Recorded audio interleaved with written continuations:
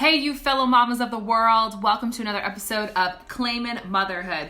Ladies, today I'm going to talk about something that I feel like we don't talk about enough. And what is that? Today's video is titled Things They Don't Want You to Know About. And who's they?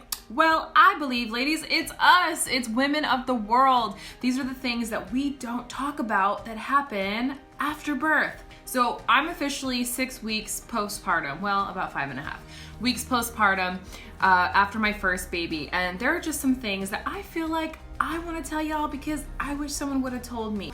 These are officially my list of things they don't want you to know about postpartum. Okay, so they, women of the world, all of us may not want to tell you these things, but I'm gonna tell you. I'm your girl. I'm gonna be there for you. First things first, things they don't want you to know about is you are going to be sore down there. Okay, yeah, that one's an obvious one, right? But I feel like a lot of women, I don't know if you guys were like this, I feel like a lot of women tell you about the pain that you're gonna feel during birth. Obviously, you gotta push a baby out down there, or if you're having a C-section, you're being cut open. But I feel like enough people don't talk about afterwards. For me, I definitely struggled for the first 2 weeks post-pregnancy, or postpartum, post-birth, there you go.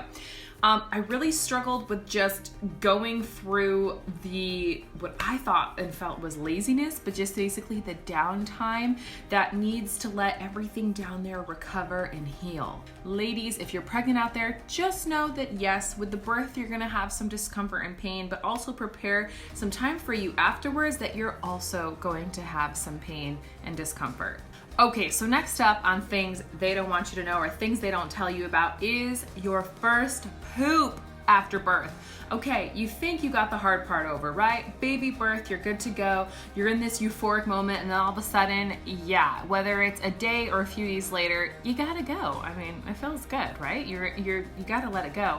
But it definitely reminds you of a little bit of your birth experience. So for me, I remember my first poo and I was like, oh my gosh, I felt like I had PTSD, like post-traumatic stress disorder over my poop because the last pressure I had felt down there was a 9-pound baby coming out. Ladies, if you're pregnant, just know that your first poo afterwards is going to be a little scary, but you can do it. Just like birthing your baby, breathe through it. One awesome tip of advice that my own midwife gave me was apply counter pressure. So maybe grab some toilet paper or a pad in your hands and apply it against your vagina.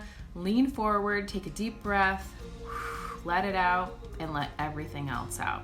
You're gonna get through it. Now, something else I think we don't think about much for ourselves is our first shower or bath post-birth. I think we often get so caught up in the romance of the baby's first bath. I can't wait to do it. I can't wait to, see their little hair get all cleaned and just splash around in the water. You also are going to need to take a first bath or shower, and it's going to be an experience that's probably gonna take a partner or two.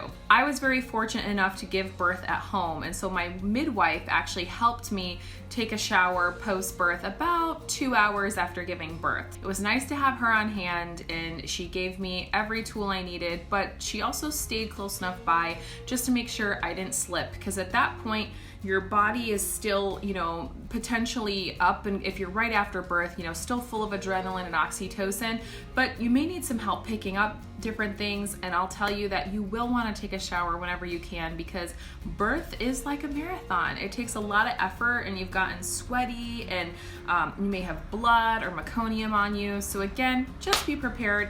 Birth is a messy job, but it's okay. We're gonna get through it. Make sure you have somebody there with your first shower or bath experience and you'll be feeling good as new. So speaking of that sweat I just talked about that you get during birth that's gonna make you wanna take a shower, well, that unfortunately isn't going anywhere. No one told me about how much you sweat post-birth. I'm thinking, okay, the most sweat I'm gonna have is when I'm carrying a 9-pound baby in my tummy. Well, afterwards, especially if you're breastfeeding, just be prepared that you are gonna be sweating, girls. Do yourself a favor, get something that's nice and light and airy, a good breastfeeding bra that keeps the girls in. At nighttime, have light, airy sheets that you don't have to worry about and that are easy to clean, because if you probably are gonna get them sweaty, just be prepared that it's gonna be like a workout, not just adjusting to new mommy life, but adjusting to your new body. And I would say don't sweat it, but you're going to be. And another thing on the list of things they don't tell you about is cramps. Say what? Oh yeah, girl, you just got yourself through some contractions. Congratulations. But that's not the end of the cramps. Something I was not prepared for postpartum is whenever I would breastfeed my son, I would all of a sudden start to feel period cramps. You know, ladies, we just spent 9 months without having a period, so it was like, what is this? Again, a little PTSD, just like going to the bathroom. I'm like, this pain is not comfortable. When's this gonna go away? Don't worry, it usually goes away within a few weeks. And for me, it only happened when I was breastfeeding.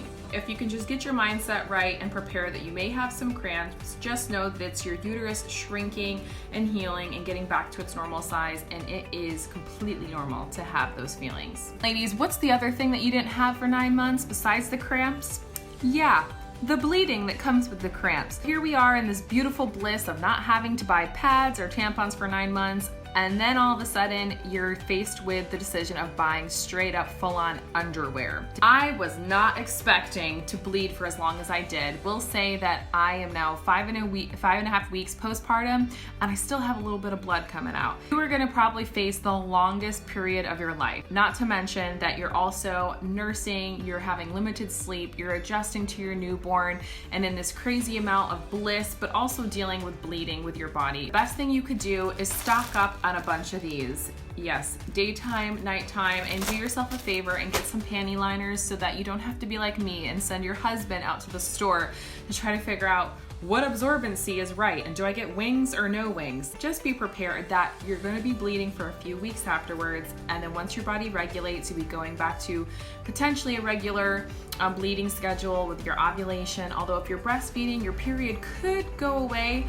completely. So if you're confused, or if you're not sure if what you're experiencing is normal, definitely reach out to your healthcare provider and talk with them about your body.